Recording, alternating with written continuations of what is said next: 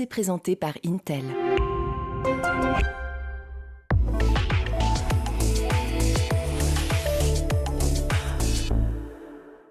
Bonjour à tous et bienvenue dans le Grand JT d'éducation. Tout de suite, le sommaire. Le 1er décembre marque la journée mondiale de lutte contre le sida. Une journée d'utilité publique puisqu'une grande majorité des citoyens, notamment les plus jeunes, sont encore mal informés. On en parle dès le début de cette émission. Et si on parlait aussi d'escrime, à quelques mois des Jeux Olympiques dans la capitale, on se penche sur cette discipline. Ce sera en seconde partie d'émission. Et comme chaque vendredi, ce sera l'agenda de la semaine avec Guillaume Buan. Aujourd'hui, au menu, le château de Chambord, des parcs d'attractions et le salon du livre jeunesse. Guillaume, que l'on retrouve tout de suite pour l'actualité en bref.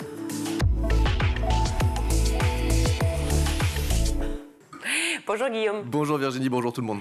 Pour débuter, 40 ans après la découverte du virus, ce 1er décembre est synonyme de journée mondiale de lutte contre le sida. Et une bonne nouvelle, le nombre de contaminations est en baisse par rapport à 2019. Et ce, malgré des dépistages qui sont en hausse. Le nombre de personnes qui ont découvert leur séropositivité en 2022 a été estimé entre 4200 et 5700. Le SIDAction qui veut mettre en avant cette année la prévention, notamment chez les jeunes. 30% des 15-24 ans pensent que l'on peut attraper donc le virus tout simplement en s'embrassant. 13 points de plus que l'an passé. 65% des sondés ne savent pas où aller pour se faire dépister. Il faut donc mieux informer et prévenir. Écoutez Yazdan Pana, infectiologue et directeur de l'Agence nationale de recherche sur le sida. Il était l'invité de France Info. Le message de prévention, c'est 1. Il faut se dépister. Maintenant, on peut même aller dans un laboratoire sans passer par un médecin et demander un test de VIH. Si votre test est positif, le fait de prendre un traitement rapidement empêche la transmission. Si votre test est négatif et si vous faites partie des populations à risque, vous pouvez prendre un traitement qui empêche la transmission. L'infectiologue donc Yazdan Pana, invité de France Info. Pour plus d'informations, justement, rendez-vous sur le site internet sidaction.org avec toutes les réponses à vos questions et puis surtout pour faire un don. Le SIDAction, il en est question dans quelques instants. La question du logement pour les étudiants sur la table du gouvernement avec une nouvelle feuille de route. Objectif, produire 35 000 logements étudiants d'ici à la fin du quinquennat. C'est une promesse de la première ministre Elisabeth Borne. Pour cela, l'exécutif compte mobiliser du foncier de l'État et mettre à contribution les villes étudiantes. Dans ce premier cas, les deux ministères chargés de ce dossier souhaitent que les fonciers de l'État disponibles puissent être mis gratuitement à disposition des Crous. Cela représente 11 200 logements qui pourraient donc être créés. Les deux ministères évoquent également la transformation de bureaux vacants en logements étudiants. C'est une mesure promise par Gabriel Attal. À partir de juin 2024, les élèves de seconde générale et technologique devront faire un stage obligatoire. Cela concerne 550 000 lycéens qui devront donc passer quelques jours en entreprise. Hier, le ministre de l'économie Bruno Le Maire, accompagné donc de notre ministre de l'éducation Gabriel Attal, ont lancé l'opération depuis un lycée de Seine-Saint-Denis, Mon Stage de Seconde. Ces deux ministres qui ont annoncé que plus de 300 entreprises et organisations avaient déjà pris part à cette première étape en s'engageant d'ores et déjà à accueillir des jeunes d'ici l'été prochain. Les deux ministères qui se sont également félicités de ce succès. 200 000 offres de stage vont être publiées parmi les entreprises. Il y a notamment les deux ministères ou encore Carrefour, Système U, La Poste, France Télévisions, le secteur public, associatif et culturel qui se joignent également à cette mobilisation. L'opération Mon Stage de Seconde qui va se déployer partout sur le territoire avec d'autres étapes de mobilisation, notamment dans les TPE et dans les PME. Nous vous en avions parlé ici même. Le surveillant reconnu dans une vidéo pornographique par les élèves a démissionné. C'est le principal de l'établissement qui en a fait l'annonce aux parents. L'employé intégré à l'établissement depuis peu y est vu en plein ébat sexuel dans une vidéo que l'on peut voir notamment sur le site pornographique Pornhub. La direction du collège a convoqué le surveillant. Ce dernier a démissionné à partir du moment où il a reconnu les faits. Et au-delà de cette reconnaissance, c'est simplement une décision pour elle, car c'est compliqué de travailler avec des enfants. Voici donc la défense du directeur à nos confrères de Ouest France. Pour terminer, le cow-boy le plus célèbre de la planète et qui tire plus vite que son ombre fait son retour. Je veux parler bien sûr de Lucky Luke. Tout à fait. Un nouvel album qui sort aujourd'hui, Les Indomptés, sous la plume de Blutch. C'est une première d'ailleurs pour ce dessinateur. Grand Prix d'Angoulême en 2009. Il est le 7e dessinateur à poursuivre les aventures du héros imaginé par Maurice en 1946. Lucky Luke est donc de retour près de 80 80 ans après sa naissance. Dans ce nouvel épisode, sans les incontournables personnages des Dalton ou encore de Rantanplan, Lucky Luke va jouer la nounou d'enfants turbulents. Explication de son dessinateur au micro de France Info. C'est une relecture de Lucky Luke, mais c'est un hommage à mes 3 enfants. C'est une manière aussi de leur tirer mon chapeau, de laisser une trace. Les miens sont pleins de verve, ils sont très très inspirants. Il y a des répliques que je n'ai pas eu à inventer, j'ai juste eu à plaquer ce que j'entendais, à noter et à le retranscrire. Le dessinateur Blutch, donc chez nos confrères de France Info, pour ce nouveau Lucky Luke, les Indomptés à découvrir et à acheter dans toutes les librairies, bien sûr. Merci beaucoup, Guillaume. Près de 8 Français sur 10 déclarent être bien informés sur le VIH, mais c'est un sondage réalisé par l'Institut Toulonna Harris Interactive pour le CRIPS Île-de-France. Un niveau stable, certes, depuis 2 ans, mais qui souffre toujours de multiples écueils, notamment en termes de prévention et d'information chez les jeunes. Malgré les campagnes d'information, les idées reçues sont encore très marqué. On en parle dès le début de cette émission. Pour en parler, je suis ravie d'accueillir sur ce plateau Hélène Roger. Bonjour. Bonjour. Merci d'être avec nous. Vous êtes directrice du pôle analyse et plaidoyer de SIDAction. Et puis face à vous, Bastien Vibert, merci beaucoup d'être avec nous également. Enchanté. Vous êtes responsable des programmes VIH du CRIPS Île-de-France. Chaque année, le SIDAction redouble d'efforts pour marquer les esprits et ils le font bien, tant mieux et merci. Cette année encore, ils ont fait un effort avec les clics de la tentation, c'est ça? Ça fait comme ça? C'est magique, regardez.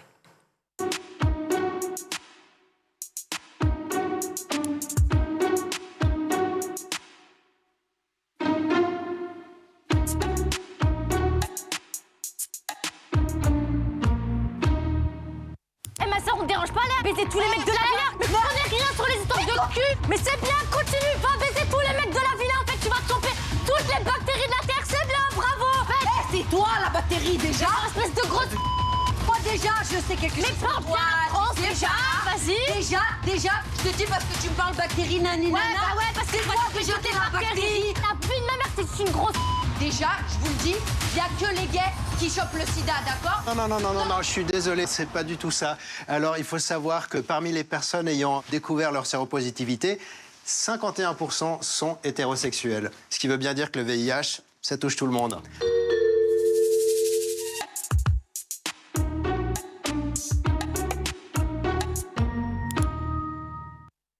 Les clics de la tentation.fr, on a tous les clichés, la totale. C'est-à-dire même jusqu'aux chercheurs, en fait. C'est-à-dire qu'on a vraiment le paradigme vraiment... et c'est aussi ça, finalement. C'est les idées reçues, les clichés, tout ce qu'on peut imaginer autour du sida qu'on va déconstruire aujourd'hui. Merci donc encore une fois d'être là. Parler du sida et dans la prévention, on a l'impression pourtant qu'on en parle depuis bien longtemps, que ça fait trop longtemps, qu'il faut répéter, re-répéter. Et pour autant, c'est toujours utile. Pourquoi ? Roger. C'est utile parce que justement on se rend compte que les gens se sentent très bien informés. On a fait un sondage IFOP justement au mois d'octobre auprès de 1000 jeunes pour essayer de comprendre un petit peu quelles étaient les connaissances sur le VIH. Et 80% des jeunes se disent bien informés sur le VIH. Donc on se dit... c'est plutôt chouette, tout va bien. Et puis en fait, quand on creuse et qu'on va dans les questions et qu'on essaie de voir quelle est la qualité finalement de l'information qu'ils ont, on se rend compte qu'on n'a jamais été aussi loin sur la désinformation, les idées reçues, etc. On a par exemple un quart des jeunes qui pensent qu'on peut avoir le VIH en s'asseyant sur des toilettes publiques, un tiers en embrassant une personne séropositive, ou encore un quart qui pense qu'avec une pilule contraceptive ou du paracétamol, on peut éviter la transmission du VIH. Donc, on est vraiment sur un niveau de désinformation extrêmement important et après aussi sur un niveau de stigmatisation très important au niveau des personnes séropositives.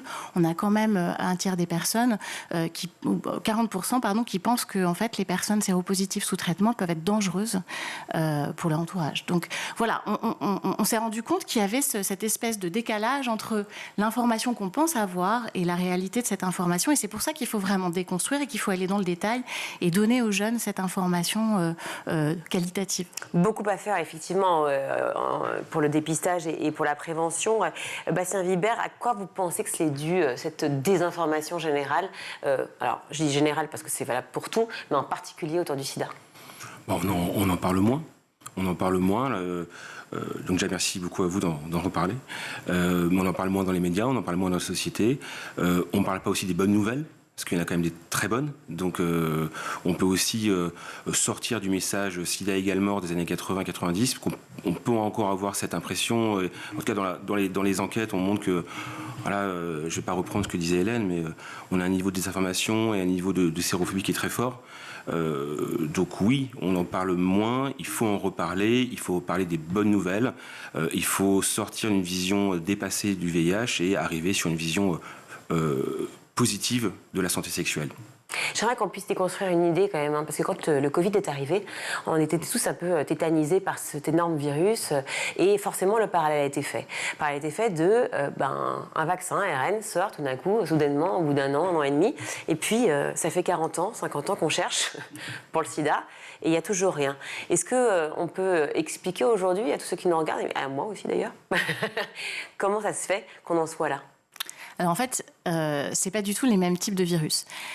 Déjà à la base, on peut guérir du Covid, on peut pas guérir du VIH. Le corps ne peut pas, le système immunitaire ne peut pas éradiquer le VIH de l'organisme. Pourtant, il y a 6 personnes, on va en parler, qui se disent guéries dans le monde, mais on va en parler juste après. Oui, c'est très particulier. Enfin, voilà, en tout cas, on ne peut pas se débarrasser du VIH dans l'organisme. Ce qui est très différent, parce que le Covid, on peut s'en débarrasser. Donc à partir de là, la façon dont le vaccin marche n'est pas du tout la même. Et puis le virus du VIH est un virus qui mute énormément. Il change, il mute beaucoup. Et c'est ça aussi qui rend très compliqué tout le travail en fait des chercheurs. Et puis le VIH, il s'attaque directement au système immunitaire. Il affaiblit le système immunitaire qui est celui qui est censé aussi nous protéger. Donc en fait, tous ces facteurs font que la recherche sur le vaccin VIH est extrêmement plus compliquée que sur d'autres types de virus. J'aborde cette question-là parce que c'est une façon d'aborder aussi la logique des clichés. On l'a vu avec cette campagne qui est absolument géniale de télé-réalité. Effectivement, on a vraiment, encore une fois, je disais, tous ces clichés. Vous parliez à l'instant des idées reçues chez les jeunes. On le dit, 8 Français sur 10 déclarent être bien informés.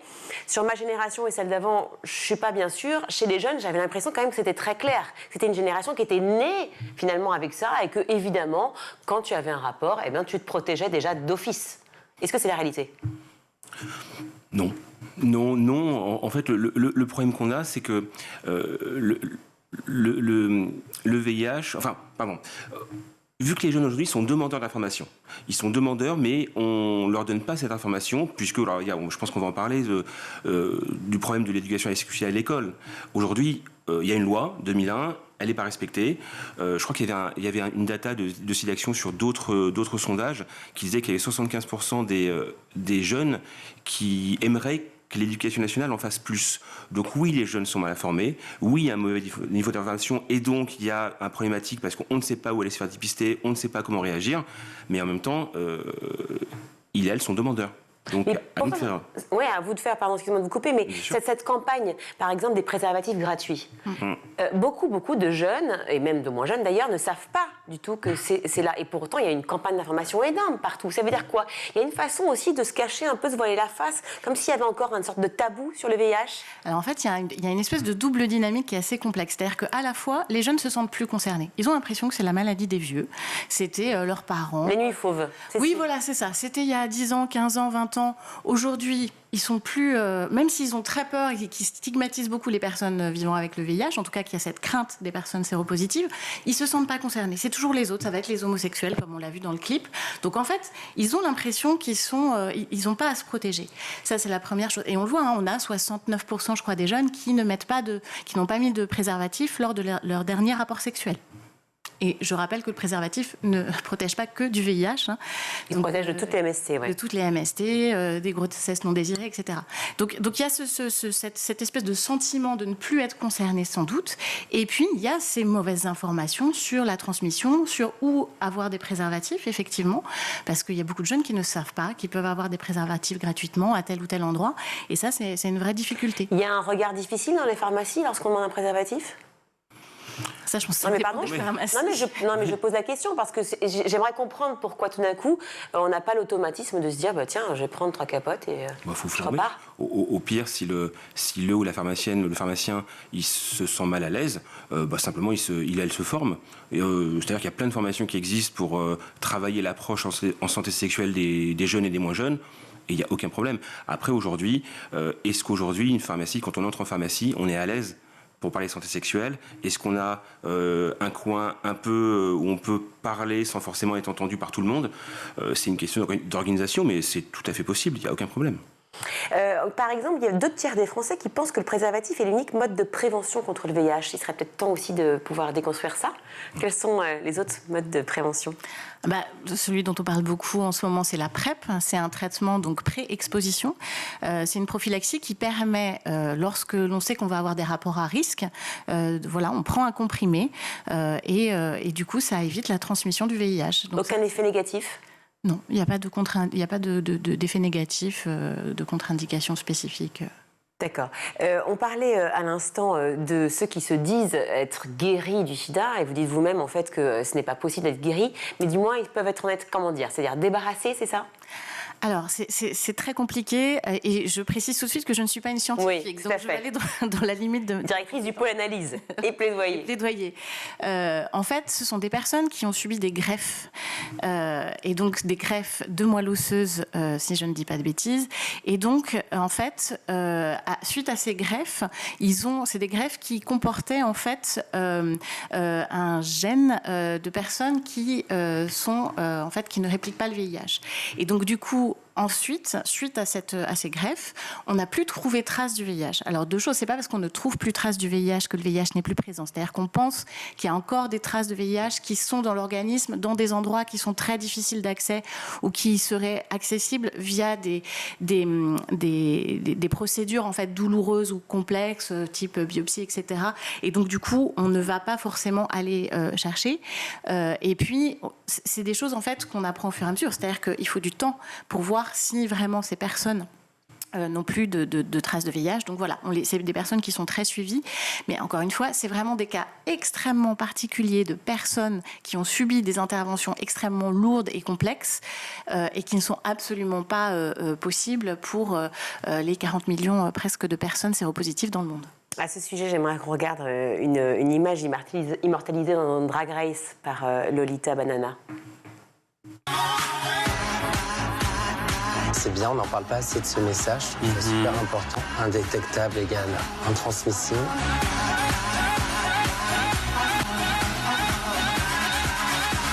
Undetectable equal untransmissible. Qu'est-ce que c'est moi? Moi j'aime beaucoup quand le drag porte un message. Indétectable égale intransmissible, oui ou non? Oui, tout à fait. C'est-à-dire qu'aujourd'hui, et ça on le sait très peu, le traitement est un vrai moyen de prévention, puisqu'une personne séropositive sous traitement, qui est bien suivie, qui suit son traitement et qui est suivie régulièrement pour des examens médicaux pour vérifier que le traitement fonctionne bien, ne transmet plus le VIH. Donc on peut avoir des rapports sexuels non protégés avec une personne séropositive sous traitement sans risque.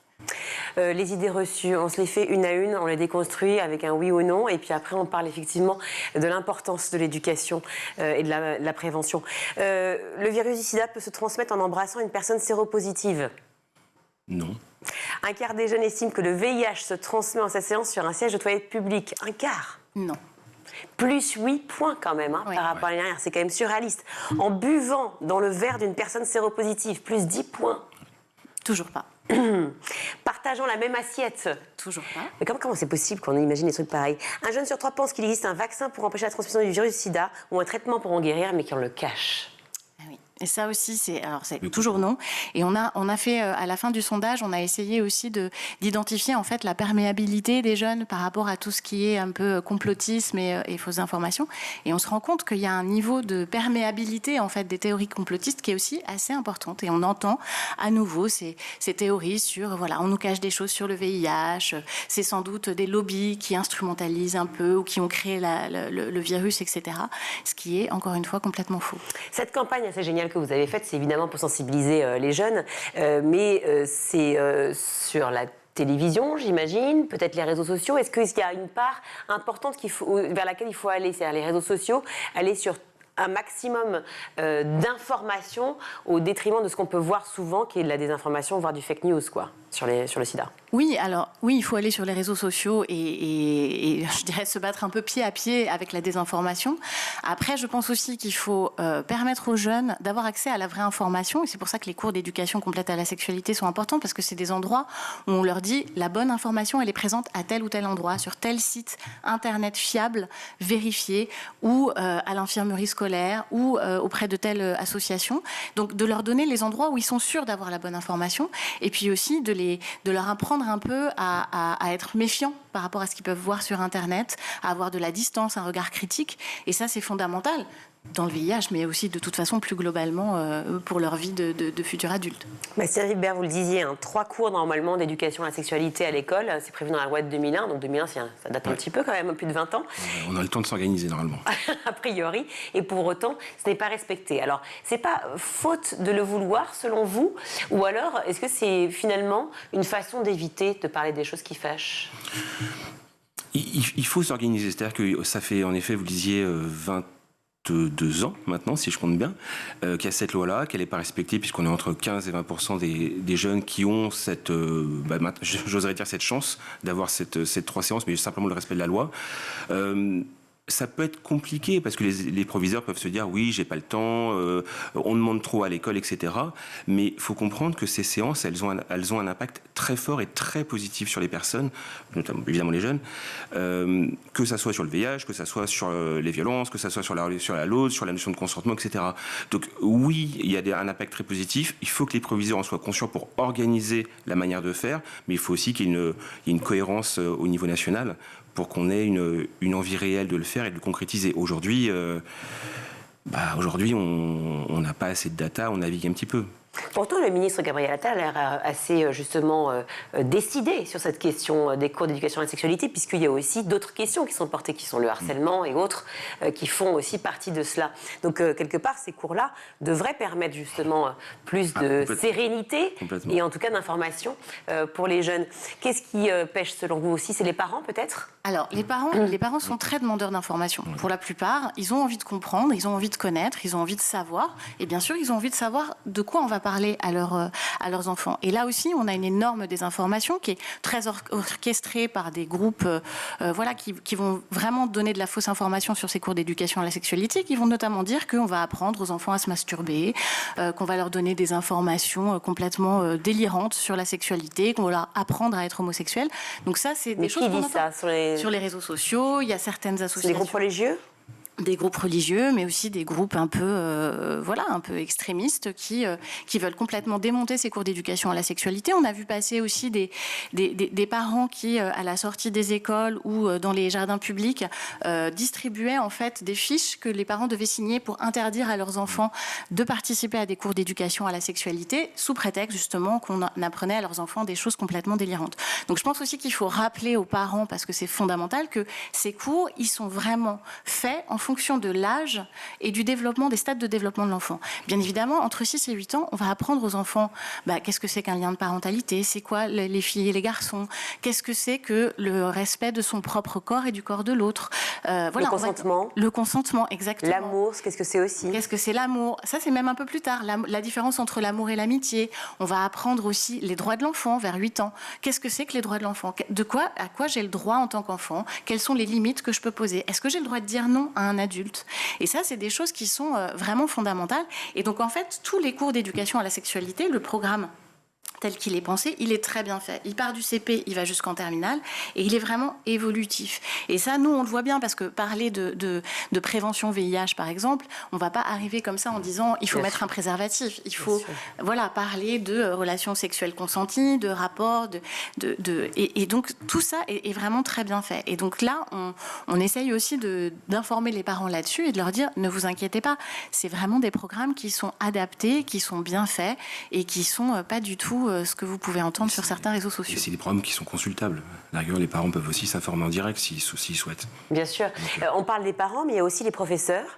Certains peuvent être réticents, et puis d'autres, tout simplement, ne pas être informés eux-mêmes, parce qu'on le sait, les générations aussi un peu plus âgées, ne sont pas malheureusement si bien informées qu'elles le disent, parce qu'elles déclarent être bien informées. 8 Français sur 10, mais c'est de la déclaration.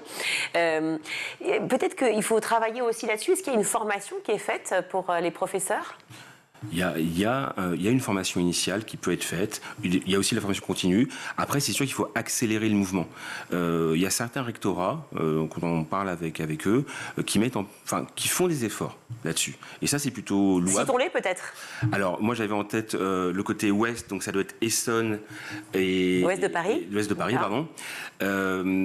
Et donc ça, c'est plutôt intéressant. Mais par contre, il faut que ça soit unifié. C'est-à-dire qu'il ne faut pas que ça dépende seulement d'un rectorat. Il faut que ça soit une politique nationale qui dise c'est une priorité. On va mettre en place les choses au niveau formation initiale, formation continue, parce que en effet, les intervenants extérieurs, ils sont en nombre limité. Donc le plus intéressant, ça serait qu'en effet, tout le personnel de l'éducation nationale, donc profs, et aussi évidemment qui ait une santé scolaire, mais ça on va pas en parler là, mais qui ait une santé scolaire un petit peu plus cohérente et à hauteur pour faire un parcours cohérent pour les jeunes.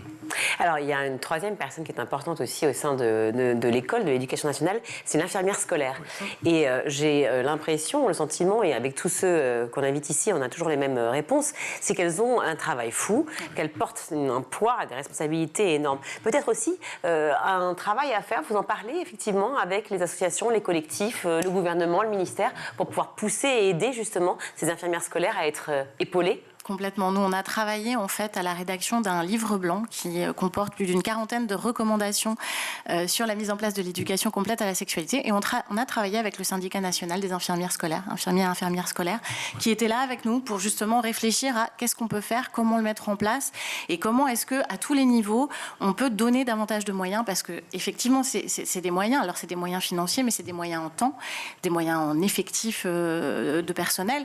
Et donc voilà, les infirmières scolaires étaient là et se sont saisies vraiment fermement de ce livre blanc, et c'était vraiment intéressant de travailler avec elles. Juste pour rajouter, parce que oui, il y a des formations, mais c'est quand même un dispositif aujourd'hui, l'éducation complète à la sexualité, qui dépend beaucoup du bon vouloir aussi des professeurs. C'est-à-dire que c'est beaucoup sur la base du volontariat. Les heures qui sont dédiées ne sont pas dans les programmes scolaires aujourd'hui, donc il faut les trouver en plus ou à l'intérieur de ses propres heures en tant qu'enseignant. Et puis, on est aussi très conscient qu'il y a énormément de sujets dont on investit les enseignants. Voilà, nous, on parle d'éducation complète à la sexualité, mais on va leur demander de travailler sur, je ne sais pas, par exemple, l'environnement et la sensibilisation à l'environnement. Il y a des journées nationales, il y en a beaucoup. Et ils ont beaucoup de demandes aussi par rapport à ça. Et si à un moment on ne donne pas un cadre dans lequel ils peuvent faire ce travail et qui ne dépend pas juste de leur bonne volonté, c'est vraiment important pour pouvoir réaliser vraiment ces séances. Parler du VIH, du HIV, comme on veut, c'est une façon aussi de parler de discrimination. On le voit souvent, il y a une façon encore taboue. Si on parle de papillomavirus, bizarrement, le sujet n'est pas si tabou. C'est étrange qu'il réside encore aujourd'hui, alors que pourtant les campagnes justement de sensibilisation sont à la fois formidables et présentes, constantes. Je vais reciter Lolita Banana qu'on vient de voir à l'instant. Elle dit « ça me rassure de les rassurer quand elle parle de ses parents, parce que je suis un adulte homosexuel, queer, drag queen, séropositif, latino, immigré, et que ça va ». C'est quand même terrible, quoi. Terrible d'en arriver à ça. C'est-à-dire que toujours les discriminations se mettent toujours ensemble. C'est-à-dire que c'est... Un cumul de discrimination, un cumul de vulnérabilité. Mais l'idée aujourd'hui, pour casser cette image-là qui peut être encore associée au VIH pour certains et certaines, c'est simplement, comme vous le disiez, c'est de faire des campagnes constantes. C'est-à-dire en parler tout le temps. C'est pas évidemment il y a les marronniers dans l'année, c'est très bien, mais c'est-à-dire se rappeler aussi que la majorité des contaminations, elles sont chez les personnes hétérosexuelles. C'est ça, 51%. Ouais, exactement. Rappeler les chiffres, rappeler la réalité, et toujours essayer de casser en effet les idées reçues en rappelant les datas, en rappelant les réalités. Ça, c'est extrêmement important, et sortir des années 80, parce que là c'est ça, c'est les idées reçues des années 80. Donc toujours casser les idées reçues et rappeler aussi les très bonnes nouvelles qu'on a dans le contre le VIH/SIDA. Alors on rappelle les numéros essentiels, s'il vous plaît, le site internet, enfin tout ce qui peut permettre à tous ceux qui ont besoin d'informations et de sensibilisation, et puis même ceux qui veulent aider peut-être, s'investir vers les sites essentiels. Pardon. C'est vrai que je ne vais parler français. Non, il y a pas de souci. Il y a évidemment, je ne vais pas parler de site d'action parce que je vais laisser Hélène en parler. Il y a, si vous souhaitez travailler en tant que professionnel, si vous souhaitez travailler, il y a plein d'acteurs qui font de la formation, donc notamment le CRIPS, mais pas que. Si vous êtes un jeune ou moins jeune, n'hésitez pas à appeler SIDA Info Service, ou ils ont aussi un chat. Donc n'hésitez pas. SIDA Info Service. Ouais. Il y a le fil Santé Jeune également, qui travaille très bien pour les 12-25 ans. donc c'est plus jeune, ça c'est très intéressant. Et après il y a toutes les lignes spécialisées, notamment les groupes Facebook, notamment de aide. Merci beaucoup d'avoir été avec nous tous les deux. Hélène Roger, je rappelle que vous êtes directrice du pôle analyse et plaidoyer de SIDAction, et Bastien Vibert, responsable des programmes VIH au CRIPS Île-de-France. Merci. Merci à vous. Merci. La lutte continue. On marque une courte pause, on se retrouve.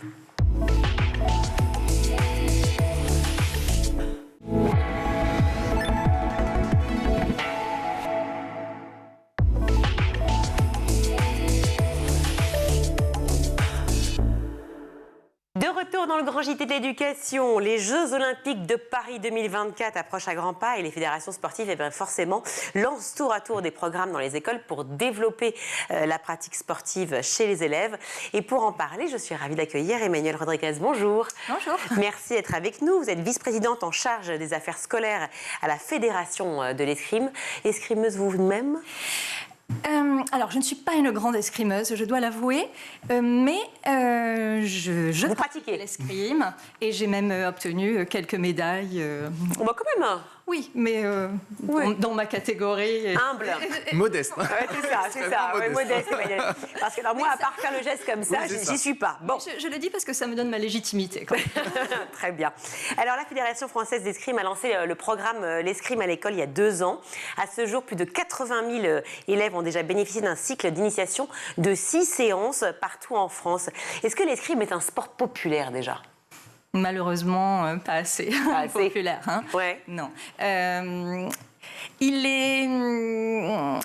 je pense que ça vient du fait qu'il n'est pas très médiatisé, hein, donc pas très connu. Dès demain, ce sera tout l'inverse. Ah oui, complètement. Voilà, je profite de ma venue ici pour essayer de le rendre un peu plus visible.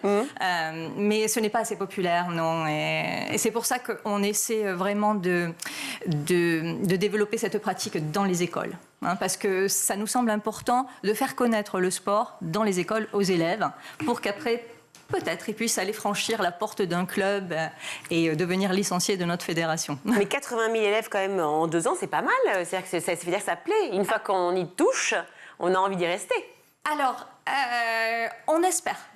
On espère qu'il y ait des passerelles qui se fassent entre l'école et le monde sportif, hein, avec la pratique en club. C'est quand même un peu l'objectif. Mais après, il y a vraiment un objectif plus important, il me semble, c'est vraiment faire connaître la pratique. Et à l'aube des Jeux Olympiques, ça me semble important quand même que lorsque nos élèves, les enfants vont voir nos champions à la télé, qu'ils puissent se dire « Ah, mais moi, je connais l'escrime, je sais comment ça se passe, je connais les règles, je connais ces champions et peut-être après en faire plus tard. » Mais justement, vous parlez de champions, on a quand même Laura Flessel, qui a été ancienne ministre des Sports. On a aussi Romain Canon aux Jeux Olympiques les derniers, qui a été médaillé olympique si je ne m'abuse. On a aussi Isaura Tibus qui a été une grande championne. Enfin, il y a quand même malgré tout des champions, on les voit aux Jeux Olympiques. Pourquoi ça ne prend pas ? Je ne sais pas. Alors, je pense que après chaque période de Jeux Olympiques, on a quand même une recrudescence d'inscriptions dans les clubs. Romain Canon, je pense, a permis. Dans mon club, par exemple, alors c'est pas une enfant, mais c'est une pratiquante d'une trentaine d'années qui est venue, qui a franchi la porte du club en disant « Mais moi, j'ai vu Romain Canon cet été et j'ai toujours eu envie de pratiquer et ça m'a permis en fait de franchir la porte du club. » Ouais. Peut-être chaque sortie de film de KPDP donne envie aussi d'aller peut-être tenter cette aventure. Et on a de la chance puisqu'on en a eu un l'année dernière. Alors je ne sais pas si ça a permis en fait d'avoir plus de licenciés dans les clubs, mais en tous les cas on a parlé d'escrime. Et donc on en a eu un l'an dernier et puis il y en a un qui sort donc cette année aussi. Donc combien de clubs, combien d'établissements, combien d'adhérents en France ? Alors, on a à peu près 850 clubs en France. Et au niveau des licenciés, alors l'année dernière, on était à peu près à 54 000 licenciés. On vise les 60 000 en septembre 2024. Avec ce programme, donc l'escrime à l'école, que vous avez lancé il y a 2 ans, pouvez-nous dire quels sont les bienfaits de l'escrime justement pour les enfants ? Peu importe l'âge d'ailleurs. Ah ouais. Alors, tout d'abord, l'escrime à l'école peut servir de support d'apprentissage à l'EPS. Puisque c'est inscrit dans les programmes et dans le cadre du champ d'apprentissage complémentaire numéro 3, c'est conduire et maîtriser un affrontement collectif ou individuel. Donc ça, c'est la première chose, c'est dans les programmes. Ensuite, il y a la dimension culturelle de l'escrime qui est importante, il me semble. C'est-à-dire culturelle ? Alors, c'est lié à notre histoire. On va parler des mousquetaires, des chevaliers, voilà, lié à notre culture, lié à notre littérature. Et par conséquent, cela peut être un bon support d'apprentissage pour, dans de nombreuses disciplines, donc en français, en histoire, en éducation morale et civique, en éducation artistique. Pour la concentration, j'imagine aussi ? Oui. Ça développe donc certaines compétences, oui. La concentration, la maîtrise de soi. L'escrime aussi revêt certaines valeurs qui plaisent beaucoup, aussi bien aux enseignants qu'aux parents. La valeur de respect, je dirais. Respect de soi, respect de l'adversaire, respect des règles, respect de l'arbitre. Ça, c'est valable dans tous les sports, non ? Oui. Mais peut-être un peu plus vraiment avec l'escrime. Il y a par exemple le rituel du salut. Au début d'un match, on salue, l'escrimeur salue son adversaire, salue l'arbitre, salue le public. Ça, ça a été instauré dans comme dans les arts martiaux, en fait. Exactement. D'accord. Ouais. Alors, pour participer justement à ce programme escrime à l'école, comment fait-on ? Alors, c'est un programme qui est vraiment destiné... Alors, le programme que nous lançons cette année, c'est vraiment un programme qui est destiné aux écoles et on a essayé de s'adresser aux enseignants directement. Alors, il suffit de s'inscrire, tout simplement, sur le site de la fédération. Donc, on peut trouver le moyen pour s'y inscrire. Et le projet vise à faire vivre aux classes une année aux côtés de 2 espoirs de l'escrime française, 2 fleurettistes. Alors, ce n'est pas Isoratibus ni Enzo Lefort, malheureusement. Ils sont trop pris en ce moment. D'autres formidables, on l'imagine. Oui. Non, donc c'est 2 espoirs, Héloïse Pelletier et Armand Spichiger, qui sont donc les parrains de notre opération. Et donc, avec eux, on va faire vivre cette année pré-olympique aux élèves. Donc avec des rendez-vous réguliers, en visioconférence. Les enseignants reçoivent des séquences disciplinaires, donc clés en main, que j'ai rédigées moi-même. En tant que conseillère pédagogique, vous avez mis aussi à contribution vos divers talents. Voilà, c'est ça. Après, c'est une année aussi que l'on propose avec des défis sportifs, des défis culturels, artistiques. Et on invite aussi les classes, quand c'est possible, à des compétitions internationales. Voilà. Donc c'est vraiment faire vivre une année sportive autour de l'escrime en classe. Et dans la pratique, justement, si par exemple on n'a pas le matériel nécessaire, comment est-ce que ça se passe ? Est-ce qu'on donne ou on donne pas ? Parce que par exemple, avoir un terrain pour courir, c'est facile. Pour faire de l'escrime, c'est plus compliqué. Alors, l'escrime, elle peut se pratiquer dans la cour, dans une salle polyvalente, dans un gymnase. Au niveau du lieu, ça pose pas tellement de problèmes. C'est surtout le matériel. Alors, ce que nous, on propose dans ce programme, c'est...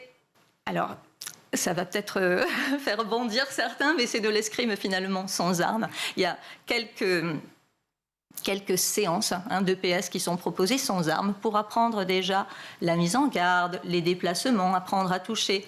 Voilà, on se débrouille sans matériel. En revanche, ce qu'on propose aussi aux écoles qui sont inscrites dans le projet, c'est on propose de les mettre en relation aussi avec des clubs. Les clubs qui peuvent venir faire des interventions. Donc, c'est un projet à destination des écoles, mais qui peut servir aussi les clubs. Merci beaucoup. Merci Emmanuelle Rodriguez d'avoir été avec nous. Vous êtes vice-présidente en charge des affaires scolaires à la Fédération de l'escrime. Et écoutez, on va se mettre à l'escrime du coup. Tout à fait. Voilà. Je vous y invite. Au fleuret, à l'épée, on y va. Exactement. Tout de suite, c'est à vous, cher Guillaume, avec votre chronique. On attend. Guillaume, place à votre agenda. Noël arrive à grands pas et donc en ce 1er décembre, il ne faut pas oublier d'ouvrir la première case de son fameux calendrier de l'Avent. Et puis une idée de sortie en famille, direction le Loir-et-Cher. Tout ça ensemble? Non, pas tout ça ensemble. Est-ce que vous avez déjà visité le château de Chambord? Ah oui, j'adore. On valide. Fan. Là, je vous propose le château de Chambord version Noël. Ce monument, ce lieu qui suscite l'admiration depuis plus de 500 ans, classé au patrimoine mondial de l'UNESCO. 5440 hectares quand même de bois, d'étangs et de landes qui se parent donc de ses plus belles couleurs de Noël. Coup d'envoi de la 10e édition de Noël à Chambord. Vidéo.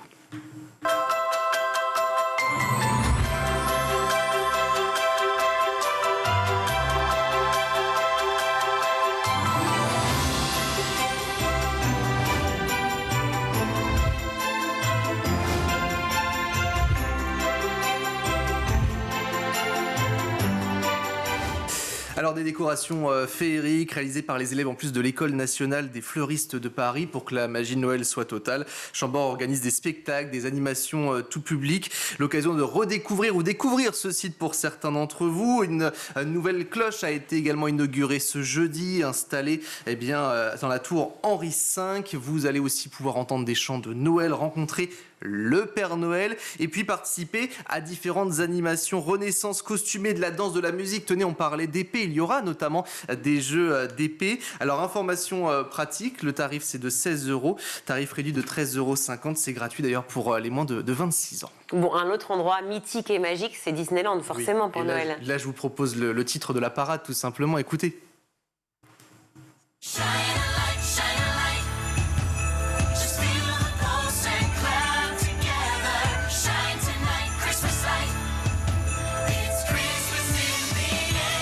Grand retour, Disneyland Paris, la rencontre avec les personnages bien sûr iconiques, décorations, spectacles époustouflants, plein de surprises vous y attend. Vous avez aussi un grand sapin de 24 mètres de hauteur orné de décorations qui surplombe Main Street. Pour celles et ceux qui connaissent, c'est la grande allée principale qui nous emmène vers le château. Mickey, sa parade étincelante également de Noël qui fait son grand retour. Près de 100 artistes sur scène en coulisses qui vont enfiler leurs plus beaux costumes pour là aussi vous faire danser. Avec ce titre, on l'aura donc entendu, Shining Light. Pour profiter aussi de cette expérience, l'hiver gourmand, oui, il faut se réchauffer, il faut manger. Ces chalets vous y attendent avec une cuisine savoureuse. Enfin, pour prolonger la magie, vous avez de nombreuses boutiques dans le parc pour acheter un petit souvenir à mettre sous le pied, sous le sapin, tout simplement. Et puis, un nouveau personnage également, on vous en a parlé, c'est le personnage de Asha du dernier Disney qui s'appelle Wish. Vous pourrez prendre donc des photos également avec ce nouveau personnage. Ça donne envie? Ouais, vous pourriez surtout être engagé par Disney. Dites-moi, vous faites une promo extraordinaire. Totalement. Vous êtes parfait. Bon, un autre parc qui se met au cœur de Noël, c'est celui du Futuroscope. Oui, on en parle assez rarement, il faut le dire. Mais là, on a envie de le mettre à l'honneur. On part dans la Vienne, cette fois-ci, le Futuroscope qui, là aussi, revêt dès demain ses couleurs de Noël avec un village, des chalets pour se faire maquiller, pour rencontrer la sculpteuse de ballons, écouter un conteur ou encore se réchauffer auprès des braseros. Vous allez retrouver le Père Noël pour une séance de photos en famille, là aussi avec ces petits lutins qui vont se balader. Vous allez croiser aussi, pour celles et ceux qui connaissent, les lapins crétins. Ça vous parle? Je connais beaucoup de crétins. Mais pas les lapins, qui vont ensemble. Vous pourrez les croiser, vous pourrez profiter là aussi en famille. Un film d'animation vous est également proposé, L'ours et l'écureuil. Et puis à la tombée de la nuit, vous avez La clé des songes. Regardez, ça donne envie. Mais qu'est-ce qui se passe? Mais qu'est-ce que c'est? Mais qu'est-ce qui se passe? C'est gros cauchemar! C'est lui qui nous fait faire nos pires cauchemars?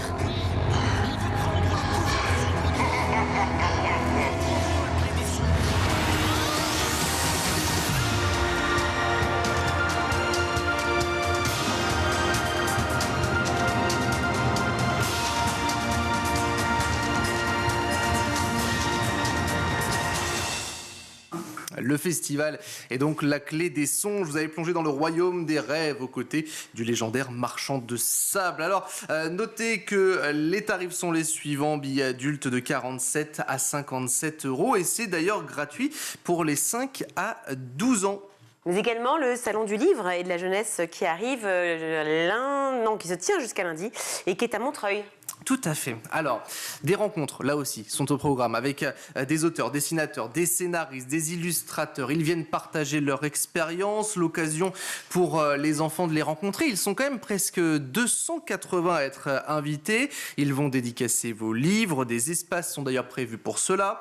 Vous avez également pour cette 39e édition la thématique la tectonique des corps, où on regarde le corps grandir, changer, on le compare, on découvre son anatomie. 4 artistes internationaux qui ont d'ailleurs écrit sur ce thème seront présents. Et puis, vous allez profiter de différentes animations, des lectures partagées ou encore des rencontres, de la poésie, des lectures à 2 voix ou pour celles et ceux des forums pour les lycéens. Alors, vous devez avoir bien sûr votre billet. Ça se tient à Montreuil jusqu'à au moins lundi. Vous comptez 5 € l'entrée pour ce week-end. Foncez-y. Merci beaucoup, merci Guillaume. Tout de suite, on va retrouver Malika Ménard dans Souvenirs d'écolier. Cette semaine, elle reçoit l'humoriste et comédien Ayoub Marceau. Bon, si tu le veux bien, on va attaquer la dernière partie de l'émission, qui est vraiment consacrée à l'école. Comment tu juges l'école française de l'extérieur aujourd'hui? Et finalement, tu étais il n'y a pas si longtemps, puisque... J'étais surveillant. Voilà. Moi, vraiment, c'est intéressant, parce que moi, quand j'étais petit... j'ai pas senti de discrimination, tu vois, en tant qu'élève rebeu. En plus, pourtant, j'ai vécu dans des villes où... À Rennes, donc? Ouais, même dans des petits... Moi, j'ai beaucoup déménagé, en vrai, je t'ai pas tout raconté, mais j'ai beaucoup bougé, moi. J'ai vécu dans des quartiers, après j'ai vécu dans des villes où c'était un peu plus calme. Et en tout cas, bien sûr qu'il y a une inégalité entre les villes, l'école, dans les quartiers un peu populaires et dans les quartiers un peu moins populaires, etc. Je pense que il y en a qui ont plus de chance, déjà au départ, à l'école, et surtout les profs qu'ils ont. Après l'école, je pense en France, les profs, il y a beaucoup de bons profs. Je pense qu'il y a beaucoup de profs aussi qui ne se sentent pas soutenus, donc ça doit être très difficile pour eux. Après, moi en tout cas, en tant qu'élève, j'ai subi des fois quelques trucs un peu relous, etc. Comme quoi des fois j'ai senti un peu des inégalités par rapport à ce que j'ai eu. Je vais pas dire de la discrimination, mais comment j'ai senti des fois qu'il y avait des trucs qu'on a été plus dur avec moi, tu vois. Mais mon père ça il nous l'a expliqué qu'on allait être plus dur avec nous, donc j'étais prêt. Mais bien sûr moi quand j'étais dans une ville où il y avait que moi le seul rebeu de la ville et que après voilà moi j'assume, hein, j'ai pas toujours été un élève de ferme innocent, comme on dit un garçon de ferme. Tu avais l'impression qu'il y avait de l'injustice dans le traitement? Il y avait un peu d'injustice dans le traitement, mais c'était pas non plus des choses qui m'ont fait que j'ai trouvé ça très grave, tu vois. Mais il y en avait. Après, parce que j'étais peut-être pas faible et que j'étais bien entouré grâce à mes parents. Après, ça dépend en fait de ta personnalité aussi et de ta confiance. Et aussi du soutien que tu as derrière toi. Parce que la confiance, mais si ton père il t'avait pas entre guillemets briefé sur ça, tu penses que tu l'aurais vécu différemment? En fait, mon père, il m'a briefé, et surtout mon père, il y avait un truc très beau, c'est que devant nous, il nous le disait pas, mais dès qu'il y avait des réunions, des conseils de discipline, etc., parce que j'en ai eu pas mal, j'ai eu quelques conseils de discipline, etc. Pas mal. Et mon père, il y avait un truc qui était très touchant, c'est qu'il nous soutenait à fond. C'est-à-dire, il arrivait, il perdait pas la tête devant les profs. Il comprenait ce qu'il disait, mais il comprenait très vite aussi les choses malsaines des fois qu'il y avait, les inégalités, donc très vite il nous soutenait quand il savait que c'était pas juste de nous faire ça à nous. Mais c'est juste à ses enfants de toute façon. Ouais, mais mon père il était dur, donc t'inquiète pas qu'il savait quand c'était juste. Tu le craignais un peu? Ouais, bien sûr. Craignez, oui. Après, c'est mes parents, bien sûr qu'il faut. Ils nous ont tout donné. Donc, après, c'est très délicat aussi. Je sais pas les gens leur rapport qu'ils ont avec leurs parents. En tout cas, moi, ouais, bien sûr, je peux que être respectueux de mes parents. L'école de demain, tu la vois comment? Moi, je pense que l'école de demain, il y a beaucoup de talent. Il y a beaucoup de personnes différentes. Et je pense qu'on doit plus élargir notre méthode d'apprentissage parce que il y a beaucoup d'élèves délaissés, moi, je trouve. Il y a beaucoup d'élèves. Comment on fait en sorte qu'ils ne soient pas délaissés? C'est très dur. Après, moi, j'ai pas la solution. En tout cas, moi, c'est ce que j'ai ressenti. Après, peut-être il y a beaucoup de gens qui vont me critiquer, qui vont me dire t'es dur, etc. En tout cas, moi, ce que je peux dire, c'est que moi, j'ai été surveillant. Donc, moi, j'ai vu des choses de mes propres yeux. L'école de demain, je pense que elle va être spéciale aussi d'un côté parce qu'il y a les réseaux aussi maintenant. Il y a les outils qu'on n'avait pas. Comment on gère ça alors? Moi, je suis pas encore ministre de l'Éducation nationale. Donc, Si tu l'es, on te demande de faire une projection, tu sais rêver. Mais moi, je suis positif, je pense que ça va être bien. On a un pays exceptionnel, la France. Donc, en vrai, on a de la chance sur plein de choses. Même, je suis pas là pour taper sur le... Tu le voyais, le harcèlement, quand tu étais Bien sûr. Bien sûr. Bien sûr, tu le vois, le harcèlement. Et en fait, tu le vois aussi vers les élèves qui... Il n'y a pas que le harcèlement. Il y avait du harcèlement, bien sûr. Il y en a toujours eu. Et je pense qu'il y en a moins qu'avant, parce qu'on est quand même un pays où on essaie de se battre là pour ça. Donc on va quand même... Cette année, depuis la rentrée de septembre, ça fait partie des grands points qui ont été étudiés dans l'éducation, et notamment le harcèlement sur les réseaux sociaux. Et tu l'as évoqué il y a quelques secondes. Moi, ce que je veux te dire... Bien sûr, il y a le harcèlement des réseaux sociaux. Il y a les réseaux qui prennent une tournure... En fait, ça prend une vie importante. Ça prend une place importante dans la vie des élèves. Mais moi, ce que je veux dire, c'est qu'il y a beaucoup de gens talentueux. Beaucoup d'élèves brillants. Après, moi, c'est pour ça que je dis qu'il y a des inégalités, surtout dans les quartiers. Tu vois, je viens pas là pour dire... Il y a beaucoup d'élèves brillants, talentueux, etc., que l'école va pas laisser briller. C'est-à-dire que c'est des gens qui vont pas pouvoir avoir la destinée que tu penses qu'ils auraient pu avoir ailleurs. Exactement, ça veut dire qu'ils vont pas se sentir à leur place parce que c'est des gens qui ont été nuls en maths, c'est un peu des élèves qui sont perturbateurs parce que c'est un peu pour eux de montrer ce qu'ils sont dans la vie, etc. Mais c'est des gens, quand tu parles avec eux, qui sont très intelligents, qui ont des projets, etc., mais qui n'ont pas tant confiance que ça, tu vois, en eux, parce que ils n'ont pas des bonnes notes, les profs, il y a des profs qui les soutiennent pas, ils les rabaissent. On va pas essayer de chercher le vrai problème et le vrai fond, tu vois. Moi, je trouve qu'il y a un très beau film qui a été fait, c'est La vie scolaire. Ouais. Tu vois, quand on montre l'élève là qui est un peu perturbateur, mais tu vois, qui a une vie un peu difficile avec ses parents et tout, bon, c'est un peu cliché, tu vois. Mais c'est un très beau film, moi, je trouve, La vie scolaire. C'est un très beau film sur un peu l'école d'aujourd'hui. Donc, du coup, ta solution... Mais toi, ta solution? Bah non, moi, je suis là pour me demander quelle était ta solution. Moi, réfléchir. Moi, j'ai pas de solution. Je pense qu'on devrait essayer de prendre plus le temps sur les gens. On ne devrait pas s'arrêter qu'aux notes et qu'aux... C'est ça, et arriver à valoriser les élèves au-delà des résultats, quoi. Parce que comme j'ai dit encore, il y a beaucoup de gens que la ville ne laissera pas briller, malheureusement, et qui sont très brillants, vraiment. Parce que moi, j'ai parlé avec eux, j'ai discuté avec ces élèves, ils ont une façon de penser, ils sont assez vifs, etc. Et voilà, ils vont malheureusement, pour certains, mal finir. Et c'est un peu... C'est triste comme ça. Non, mais c'est un peu de la faute aussi des parents, attention. Mais il y a une grosse part de responsabilité aussi de ce que l'école doit faire. Merci d'avoir partagé avec nous tous tes souvenirs. Moi, je vous retrouve la semaine prochaine pour un nouveau numéro de Souvenirs d'écoliers sur School TV. Merci Malika. Et à lundi, tout de suite, on retrouve le ZAP, le meilleur de School TV. Qu'est-ce qu'on peut trouver sur toute mon année? On peut trouver plein de choses. Plein de choses. Qu'est-ce qu'on peut faire? Vous avez dit, les élèves peuvent aussi participer. Ils ont un compte, c'est ça, sur la plateforme? Exactement. Les élèves ont un code d'accès. Alors, plutôt, puisque toute mon année s'adresse vraiment au premier degré, de la petite section au CM2, et pour ce qu'on appelle le cycle 3, donc les plus grandes classes du premier degré, les élèves, effectivement, peuvent avoir accès à l'interface élève. Qu'est-ce qu'on y trouve? En fait, des outils très simples d'utilisation pour l'enseignant, mais aussi pour les parents et pour les élèves. Ça, c'est très important.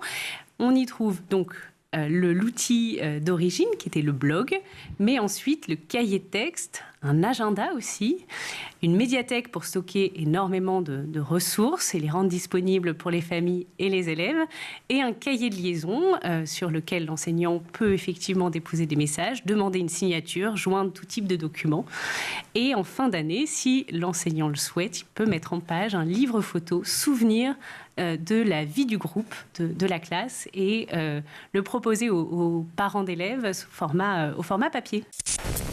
Les piliers de l'association, on va le découvrir ensemble, c'est bien évidemment l'éducation, mais aussi la santé. Il n'y a pas l'un qui va sans l'autre. Pia, là-bas, expliquez-nous la situation là-bas. Oui, alors effectivement, il y a un taux de natalité très élevé au Burkina, donc énormément d'enfants dans des régions très pauvres.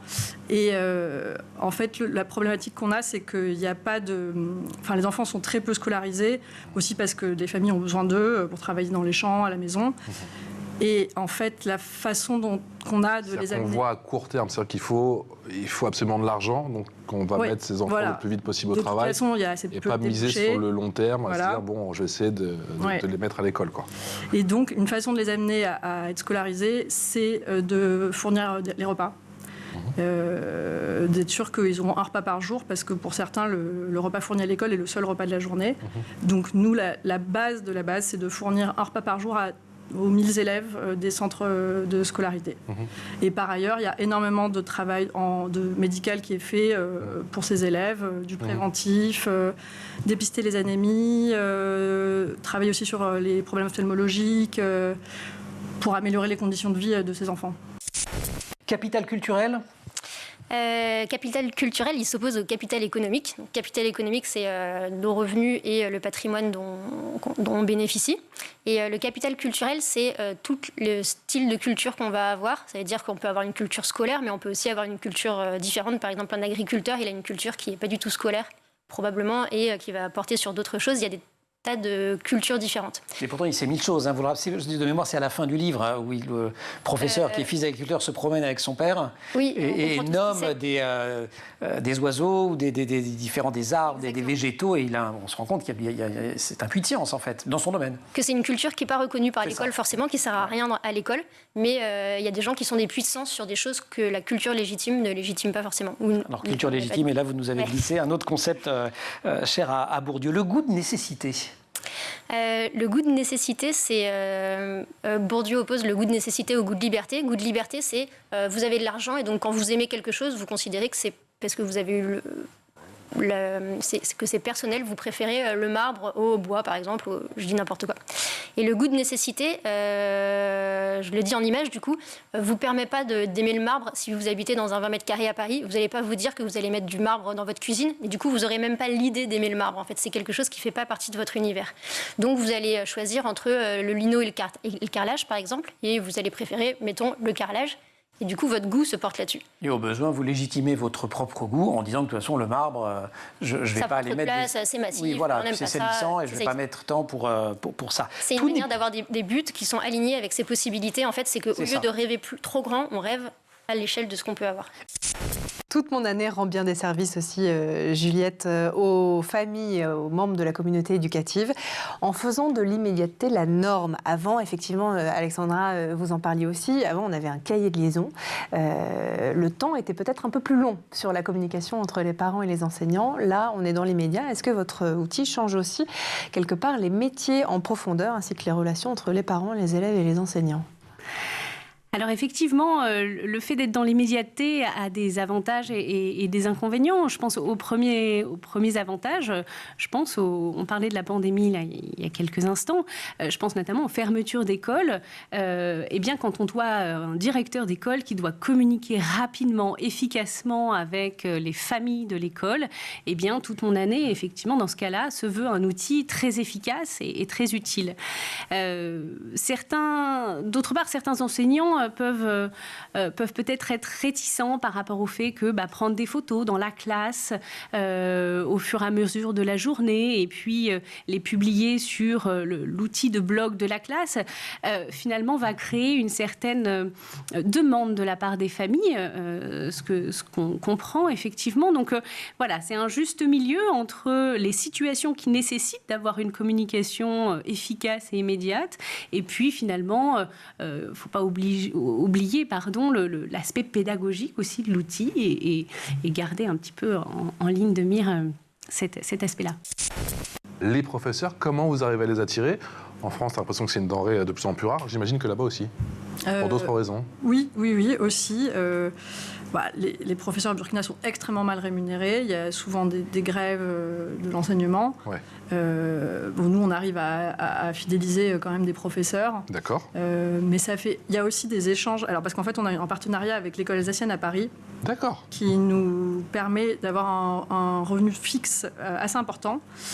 Et dans le cadre de ce partenariat, il y a des échanges avec les professeurs de l'école alsacienne, enfin les instituteurs et les instituteurs de l'école burkinabèse, où c'est vraiment un échange de bonnes pratiques, des échanges... C'est-à-dire qu'ils viennent vous voir dans la province de BAM ou c'est épistolaire, les enfants s'écrivent, les enfants ont des correspondants et s'écrivent. Après, il y a un représentant de l'association qui vient régulièrement à Paris, faire des comptes rendus, présenter un peu l'action. Mais il y a aussi un échange épistolaire entre les professeurs, vraiment sur les problématiques, les façons d'enseigner. Vous prenez l'exemple du trivial dans la bande dessinée en disant que dans la vraie vie, tout ne se vaut pas. Parce qu'en fait, là j'ai posé une question plutôt de culture légitime, mais il y a aussi des questions de culture populaire. Voilà. Donc le trivial donne une très fausse image de ce qu'est la culture générale. Au Trivial Poursuite, si vous êtes très fort en sport, si vous êtes très fort en cinéma ou en plein de choses différentes, vous pouvez gagner. En revanche, à l'école, vous avez besoin d'avoir une culture qui est très très spécifique. Il vaut mieux connaître la biographie des rois de France que les matchs qui ont été faits pendant la Coupe du Monde depuis 20 000 ans. Il y en a qui connaissent les deux. J'en ai un. Et il y en a qui connaissent les deux. Gentil.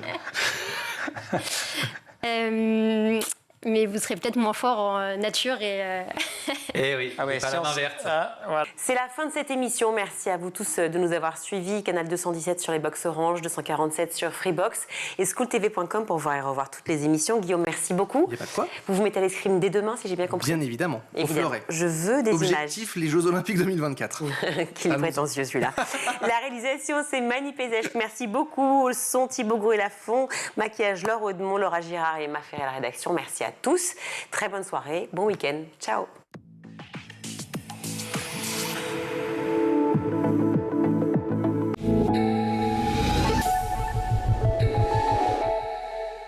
Ce programme vous a été présenté par Intel.